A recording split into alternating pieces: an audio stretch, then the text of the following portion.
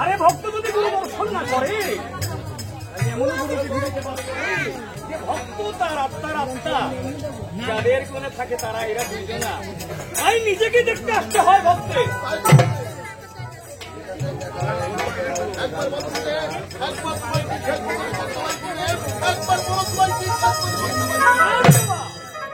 আমার কোনো খেদমত লাগবে না। তবে আমি একটা কথা শুনেছি 12 মাসের 13 পুজো হয়ে গেছে।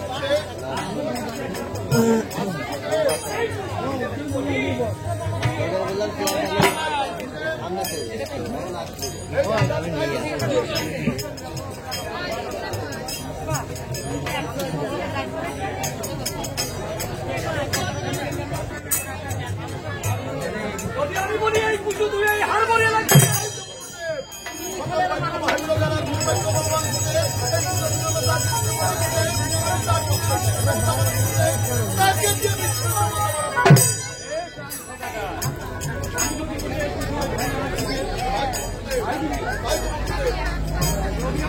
এই পুজো তুই এই পূজা মনসাকে দিবি।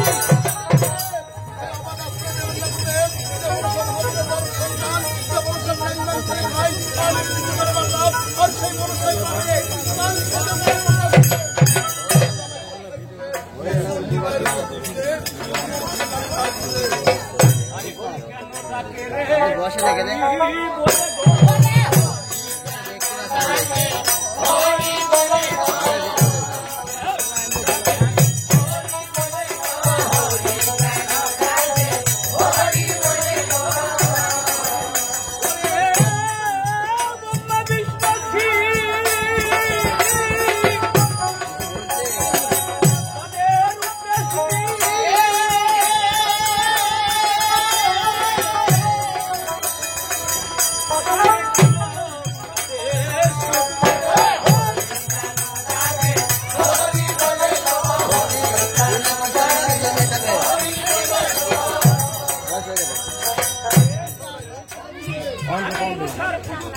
আরে ভাইয়া বসে না যাও আর না করলেও অমঙ্গল হবে। কিসের মানসিক ঠিকঠাক আছে না? হ্যাঁ বাবা বসো ভাই বসতে হবে আরে চলে যাবে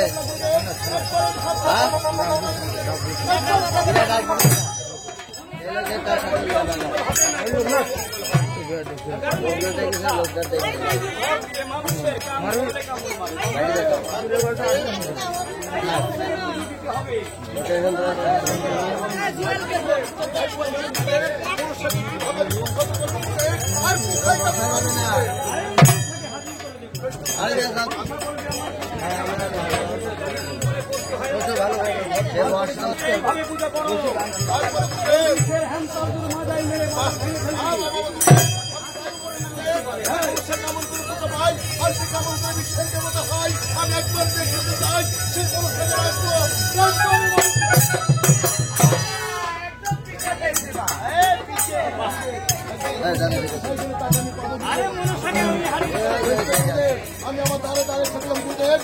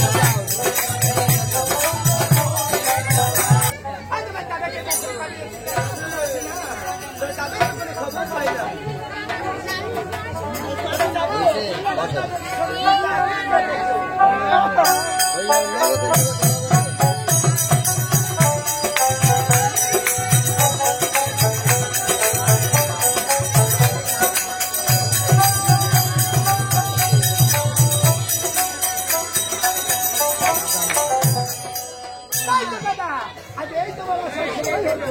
আরে মনসা তোর কপাল খুলে কপাল খুলেছে। ওই চান সবেরা তোর পুজো দিতে চাইছে। দাদা, আজ চাঁদ সওদাগর যদি আমার পুষ্প দিতে রাজি হয়ে যায়, তবে তুমি এই সকল বিশ্বের দেবতা দেবতা হয়ে গেছি।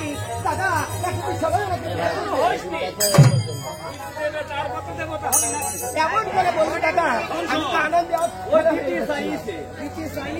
দাদা দাদা সরে যাও, যাবো এখন আমি চাঁদ সওদাগরের কাছে। চাঁদ সওদাগরের কাছে যেয়ে আমার পুষ্প হাজির করি। এই মনসা, চান সবেরা গেলেই পুজো পাওয়া যায়। তবে চান সবেরা আমার কয়টা কথা বলি। সে বলেছে লক্ষ মানুষ আমার মন্দিরে পুজো করে, আমি কোনোদিন কারো মন্দিরে পূজা করিনি।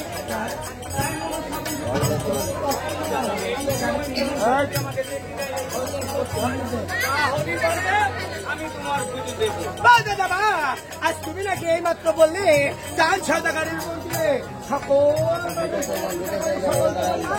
আর সেই দিনে দাদা, তোরা খাবো না, তবে আরে তুমি তো নতো। এই দাদা, আজ আমি যে দেবতাকে শিখিয়ে দিই, তোমাকে বলবে, এই, আজ আমি যে দেবতাকে পুষ্প দিয়ে দেখিয়ে দিই। এইভাবে গেলে হবে না নেই। তোমায় ওই ফকিরের বেশ ধারণ করে যেতে হবে। আজ আমি দেবাদেব মহাদেবের কন্যা হয়ে কেন ওই ফকিরের বেশ ধারণ করবো? আমি তো নিষ্কাজ করতে পারবো না।